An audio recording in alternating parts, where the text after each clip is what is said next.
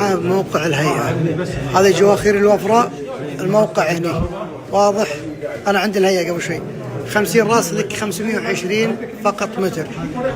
طبعا وينها؟ هذا طريق صباح الأحمد، الأبراج، أبراج صباح الأحمد.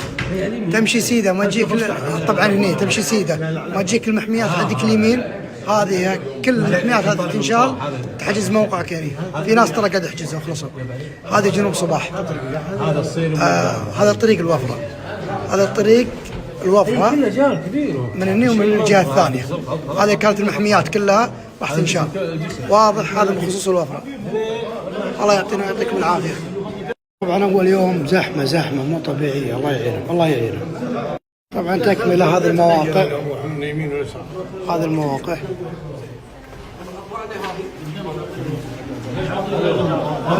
توضيح بس، هذه كلها تلقونها في سهل.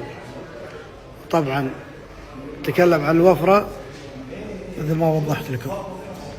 وهذا الشروط. غير الشروط هذه ما فيه.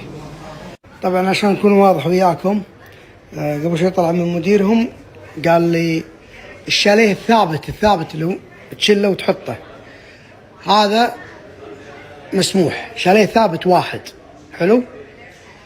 الشاليه المتنقل السحب عادي 4 5 6 كيفك، اهم شيء سحب كيفك.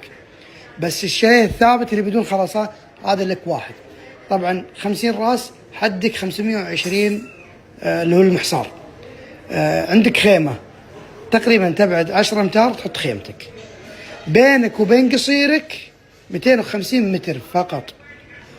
اما نظام تاخذ 30 متر 40 متر تحط خيمة، لا. المحصار جنبه خيمة ولا شاليه ثابت. السحب عادي مسموح اي عدد. طبعا يقول لهم مهلة شهرين ل 30/9. العموم إزالة. اللي ما راح يزيل راح أول شيء تصادر حلاله ويغرم. وفي شغلة ثالثة قالها والله أني ناسيها، بس يقول الحلال يصادر. فنبهوا الجميع لازم يطلعون ترخيص 30/9 على العموم إزالة. يقول طلع ترخيصك الحين وتروح للموقع، السلام عليكم هذا ترخيصي هذا مكاني. رفض دق علينا نجي نسوي إزالة.